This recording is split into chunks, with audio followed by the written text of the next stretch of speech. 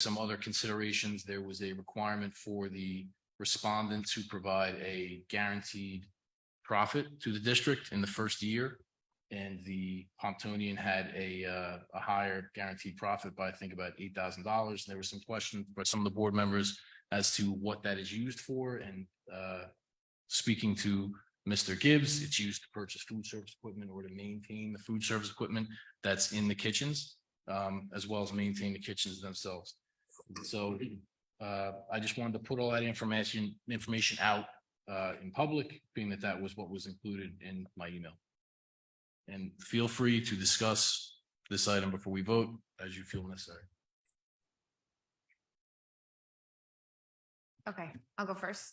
I want to thank Mr. Gibbs and Margaret and the FFA committee for all their hard work with this entire process. I very much respect and appreciate the RFP process, especially this being my first significantly being involved in it.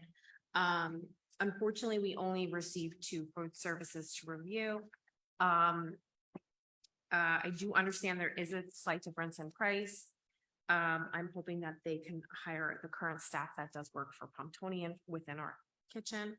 However, the feedback that I get from the community, whether it be the kids or the parents, is that they are not happy with the program at all. That's across the board. Anytime you speak to anyone about it, I actually have kids telling their parents to let me know that they're not happy with the food. So that is my thought behind the process. Is really for our kids and for what that, here's my thought is, if another company doesn't work out, we can do the RFP process. Please correct me if I'm wrong.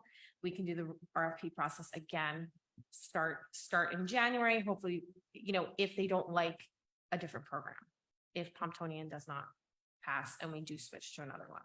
That is my thought as well. Can I address that? Sure. If a parent comes to you, any board member, and complains about the food service, tell them to talk to me. If they don't talk to me, things aren't going to get done. So I understand parents have concerns, children have concerns, but it's got to come to me. I'm the head of the program. If I don't know about it, it's not going to happen and the complaints will continue. All right. So that's just my thought on that. Any questions on that or? Gordon, I appreciate you saying that. The problem is a lot of people don't want to come forward. They don't want to put an email that's operable. They don't want anything except for to tell us. They can call me. That's not operable. Okay. Yeah. Or you could relay it. Well, Last resort. I've been over the years. So. Okay. Okay. Any other questions? Yeah, I would just like to make a comment. Someone else want to speak first? I have a question. Go ahead. So I know that there's a human element in here too, right? Is it possible to include in the contract language with the potentially new vendor that there's some sort of contingency that they have to hire out staff, Jackie? No, you couldn't add a contingency. It would all be negotiable. It would be a reason for them not to take the contract. It could be something that you could propose, but they'd have to agree to it. Okay. And even then, I don't know that it would be fully enforceable because we'd be mandating their staffing kind of thing. Thank you. So I have heard similar concerns from the community members and from parents and from students. And I've noticed that it's only been post-COVID that this happened. I never heard any of these complaints from my earlier years on the board.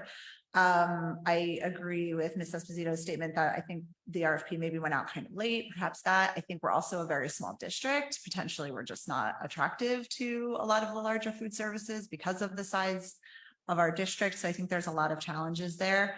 I'm inclined to support the recommendation that is on the agenda in respect for the process that was followed for the 9 individuals who took a lot of time to review a lot of complex material and give their input and the expertise of our board administrator. But I would, if the contract were to go to Pomptonian, I hope that we could have some very frank conversations with their leadership about needing to see improvements, because regardless of whether the complaints were communicated to you, and that's definitely something we can also do over the next year is make sure that they are being formally communicated to principals who can relay them to you if parents aren't comfortable contacting Mr. Gibbs directly. But I mean, things like expired milk in the elementary schools absolutely cannot happen. We hear complaints about the cost of the meal compared to the quality and quantity that we're getting. Perhaps that's not something that can necessarily be addressed because of the cost of food and the inflation right now. But I don't know that that would be any better with a food service provider we have never used before. And I am concerned about it being potentially more expensive and potentially just as bad or those sorts of issues. So inclined to go with the devil I know rather than the one I don't. And I just wanted to put that out there as my stance. Yeah, as Ms. Dempsey says, it does seem that these complaints have increased post-COVID. It might just be people are more vocal or the food is more expensive and the quality is lower. But I've heard the complaints from elementary school to middle school students to high school students and their parents. And the cost has gotten a lot higher. And it seems, I think, from the RFP that the cost for the other food service company will be equal or even more on some of the items more. That said, I mean, the amount of complaints that I hear, it's a lot. It's not just the folks who like to complain. It's across the board. So moldy food, moldy cheese on pizza, whether it's moldy or not, I don't know, but I've heard that a few times, and the expired milk as well. I'd be inclined to try somebody else or try a new vendor to see how it goes. And granted, we're not going to be getting, gourmet food in the cafeterias with whatever provider we have, but hopefully it would be a bit better for our students. So a couple of comments on what you said, Greg. The meals would be 50 cents more.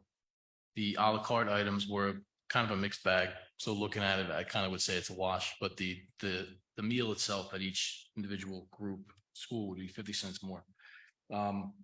What I would say is I don't want to become a district that puts out RFPs and then doesn't abide by them.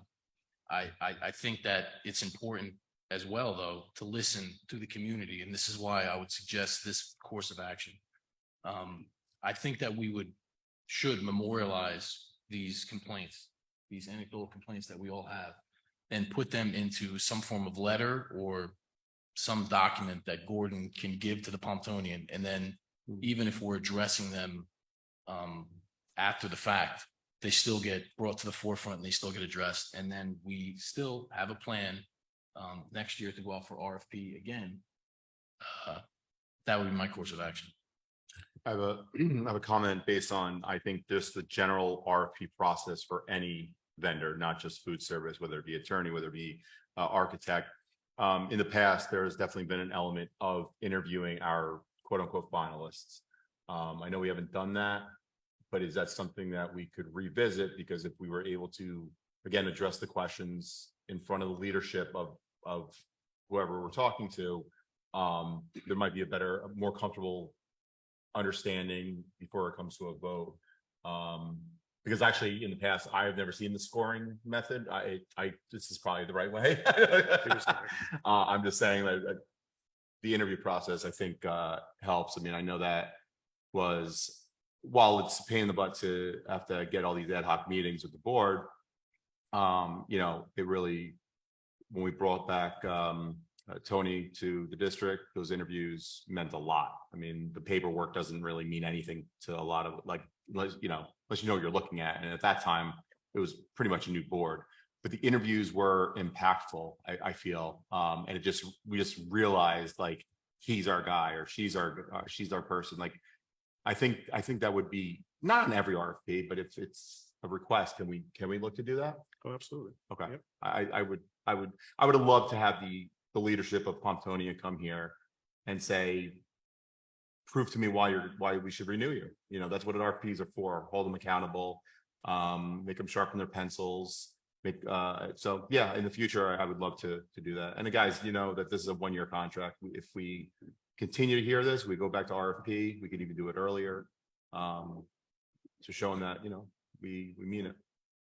So is this something then where we would like the FFA committee to, if it does go the Pontonian route, to come up with some kind of document that aggregates all of these complaints and give to Gordon? Well, nothing says we can't still meet with them. I don't know why after we can't still meet with them. awarding. No, Which we you could, but I'd like to memorialize it, as something formal, as opposed to just a meeting. We could do both. Can we table this for the next meeting and then have these interviews happen, or does I this have to don't, go I don't today? want to table it because the district needs to move forward in one fashion or another, and our next meeting is not till the end of July.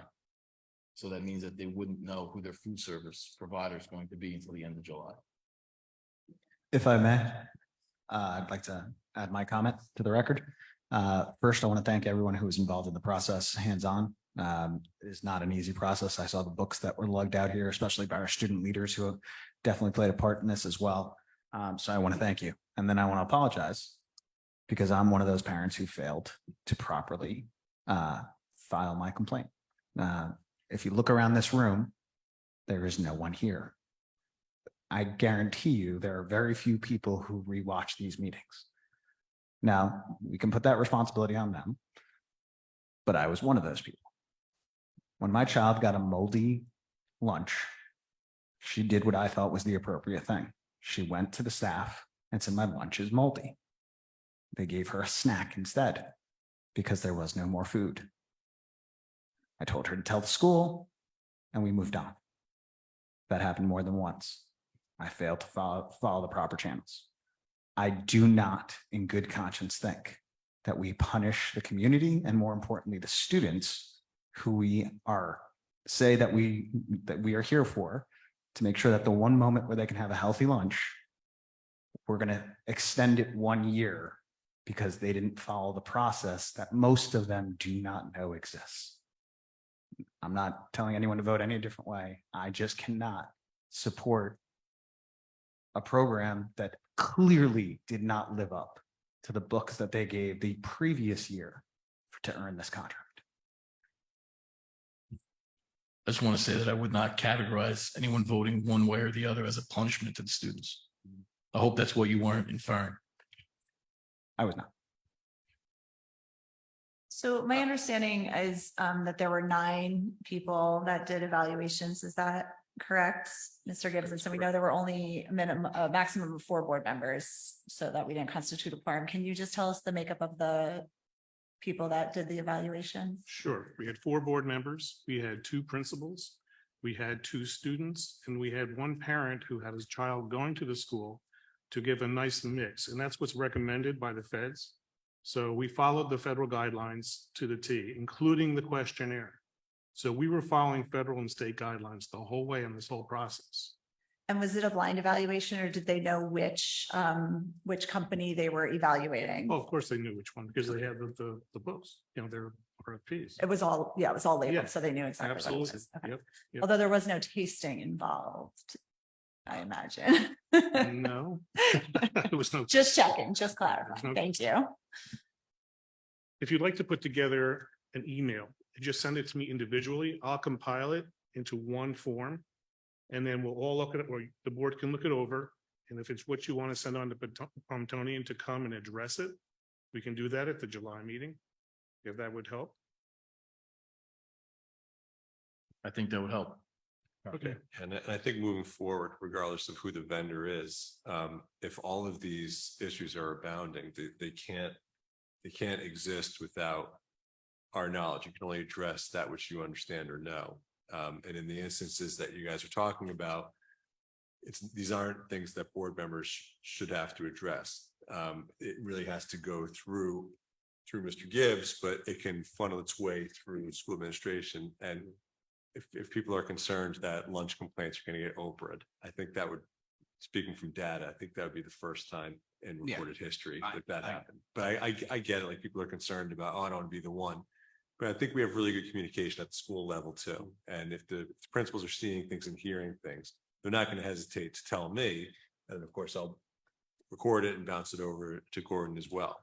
But moving forward, I think in our back to school updates that we send out in late August, early September, just let people know that if there are concerns about about food service or food quality, let us know. And I know that, Pontonian expressed that whatever we let them know about, that they want to manage it. So I think just creating that degree of transparency will help everyone. Any I more would- comments on this? Yeah, no, I would also like to thank everybody who helped in the process, but I've been here a long time and at this point, I've never heard a positive comment. Ever. So School lunch. I did What are you a doing little, here? it's school, well, when I was here, school lunch was, No matter who the vendor is, there's gonna be complaints, there's gonna be people that don't say anything. I I don't did a know, little whatever research. chicken patties they serve I- on the fifth I grade visit. did to some research on my own. they. That the other company was brought into a very close district to us. And I got some feedback from kids that go to school there, and they were very happy and they started to eat the food, is what I was told. I did have a question that, I mean, we always propose a survey for the kids, whether it's for volleyball or whatever. Why didn't we ask the kids in the elementary up to, the high school, just, a ChatGPT 5-question thing about the food service that they're getting now? I mean, we didn't even ask them, and then we're looking to bring them back. And my last question is, how come they're showing us a savings over last year? Why didn't they have that? Why didn't we have that savings last year? Why are we, now that we're going out for RFP, getting this proposed savings? Where was that money last year? I don't understand. Everything's more expensive, but they're going to show us a profit. That's a little weird to me. But as you guys know, I'm not a numbers guy. So that's the least important thing to me. But in my